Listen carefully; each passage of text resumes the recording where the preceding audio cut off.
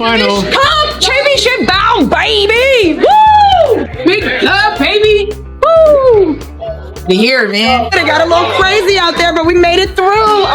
We're gonna keep stacking the day, so see you in the championship. Bow! Let's go! June 17th wasn't just another game, it was payback.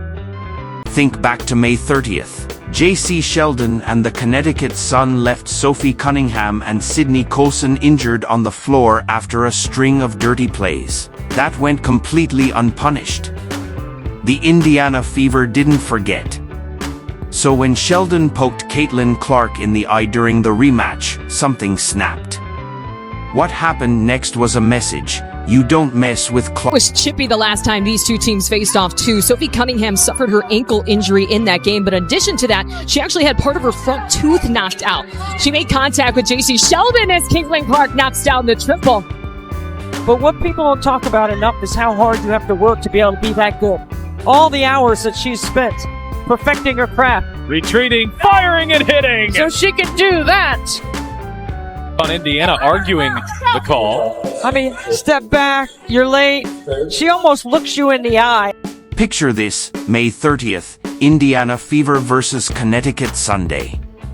What started as a routine game quickly spiraled into chaos. From the opening tip, the Sun brought a level of physicality that crossed the line from aggressive to downright dangerous.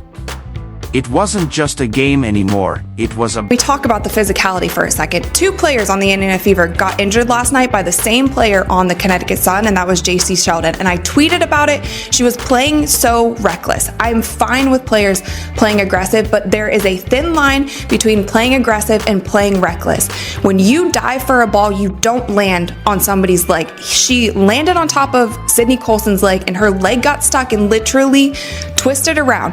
Both injuries, both Sydney Colson and Sophie Cunningham, were contact injuries. Sophie Cunningham was the first to hit the floor, taken down by what looked like a deliberate, brutal hit. It was far too much contact for a standard play. Then Sydney Colson went down after another highly questionable move.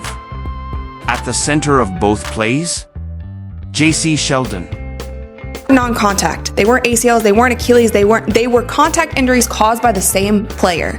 And this kind of physicality that the WNBA they brag about. They say it's always been a physical league. That's just the heart of the it's not good basketball. And we've seen so many injuries. Paige Becker's out with a concussion. Rakia Jackson was out with a concussion. All of these injuries are contact plays. We've seen Clark last year get chucked to the ground. We saw Angel Reese get clothesline chucked to the ground.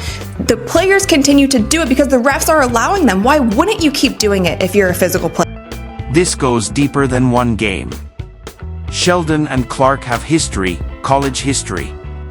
Back in their Big Ten days, it was Ohio State versus Iowa, and Sheldon made it her mission to frustrate Clark. She shadowed her on every play, delivered hard screens, and ran her mortal enemy. Her mortal enemy took out a player. Jacy Sheldon. Caitlin Clark's mortal enemy. Jacy. That May 30th game? The officiating was a disaster. Refs let it all slide, as if they were watching a completely different game. Hard fouls were ignored, dangerous contact went uncalled. Clark stood by helpless as her teammates were taken out, while Sheldon escaped without even a warning. The Fever lost a close one, 85-83, but worse than the score were the injuries. Sophie Cunningham and Sydney Colson were sidelined. This is a reckless play. This is reckless. It is dangerous. And this angle makes it look even worse. It is dangerous. Like, Sid Colson is between her and the ball. Sid Colson is in fact between Jacy Sheldon and the ball, and she dives through her knee. It wasn't even called as a foul. You could see it in Caitlin Clark's eyes after that game. The way she stared down Sheldon in the handshake line, the edge in her post-game answers, this wasn't over. Not even close. The Fever remembered. They remembered who injured their teammates and how the refs let it happen. June 17th became a date circled in red. And when it finally arrived, Clark was back, fresh off a quad injury and a dominant comeback win over the undefeated New York Liberty. This was her second game back after 3 weeks off, and the fire was visible. The way she stepped onto the court, the stare-downs during... She just texts me. She never texts me during the game. All right.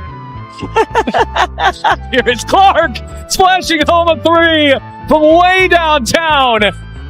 Kelly escorting her back to the bench. Jacy Sheldon is there